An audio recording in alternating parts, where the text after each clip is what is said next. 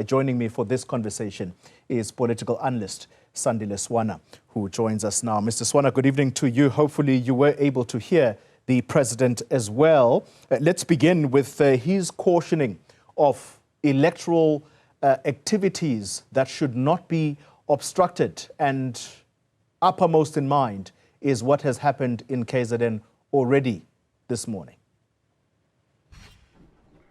Oh, thank you, Polly, and to the viewers of Newsroom Africa. Yes, indeed, we're grateful for anybody who is encouraging that elections be conducted in an orderly fashion. However, Polly, I don't know, I'm probably depressed by now by this speech by the president. If the issue relates to the free and fair elections and the proper administration of elections without intimidation and so on, there is an entity designed to deal exactly with that, which is the IEC, assisted by net joints, police, and so on. Yeah. I do not know why the president could involve himself in that topic, except if he wants to start a controversy, which is definitely going to follow after this. Sure. Let's deal with what he is saying, and that is that campaigning has gone on largely peaceful and free of intimidation. Do you at least agree with him on that score? Thank you, Connie. I think it may well be out of my scope to answer that, because I'm surprised by him commenting on such issues. It's not his job. Ramaphosa is contesting an election. He's a candidate in this election, together with his party and his governing party and so on.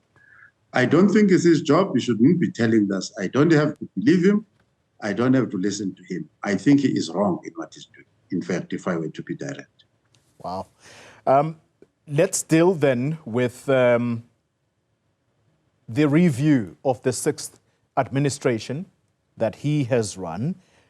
Firstly, do you agree with that step, almost as if he is closing a chapter ahead of the 7th administration that is likely to come? Was he justified in addressing or giving a review of what his government has done over the last 9 years?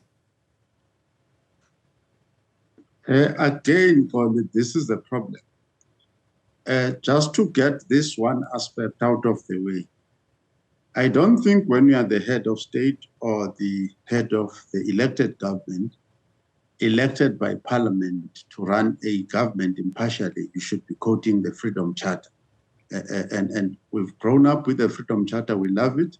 But once you are elected as president of the country, stop quoting that Freedom Charter in official speeches as if we are actually standing on an ANC platform, especially during election time. And I'm sure that will invite other reactions from other parties that are contesting with him about this issue. Coming to the speech itself, I've tried, as I try to understand what he's doing here, to see whether previously, how were the closing speeches made of an outgoing government, for instance, in the 2019. When I Google this, the speech that comes up is the State of the Nation address of 2019. I am not sure if a speech like this has got precedence. I don't know. I haven't been able to find this. Taken me by surprise this time. So nevertheless, so from my perspective, the closing speech of his administration was made during the State of the Nation address. If he messed it up there, it's an opportunity that he lost. He shouldn't try to use this last-minute effort. And then we don't know what the TV stations and everybody else, what opportunity they are going to give the other parties to respond to the statement, because it does need response. From an analysis perspective, very many of the things that he has mentioned have been analyzed already. They are controversial. He has overstated his achievements.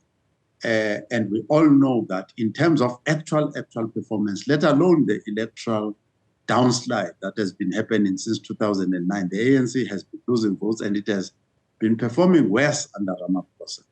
But the actual statistics that he's using, quoting unemployment and other things, and jobs he has created and not created, those statistics are contested. And I am one of those people who contest those statistics. But there are more eminent people, such as Duma Gugule, who are contesting these statistics.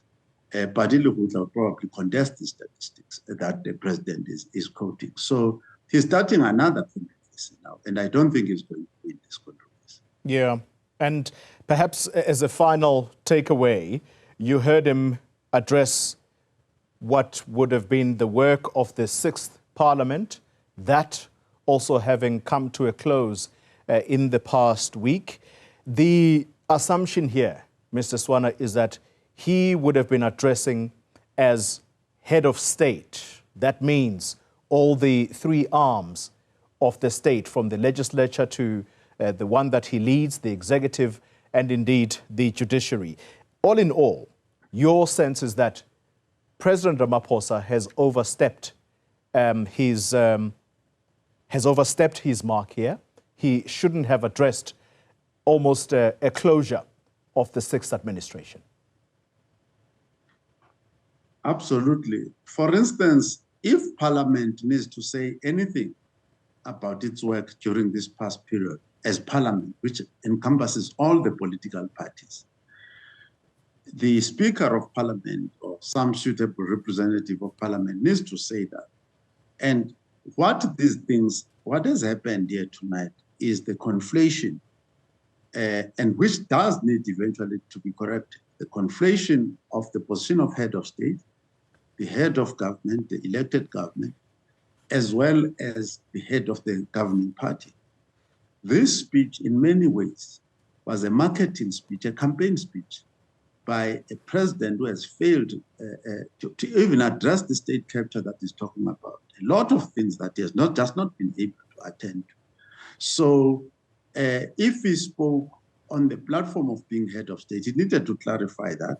And we needed to be sure that this speech is being made within the ambit of existing laws and not being opportunistically used to campaign last minute in a manner that the other parties would not be able to respond.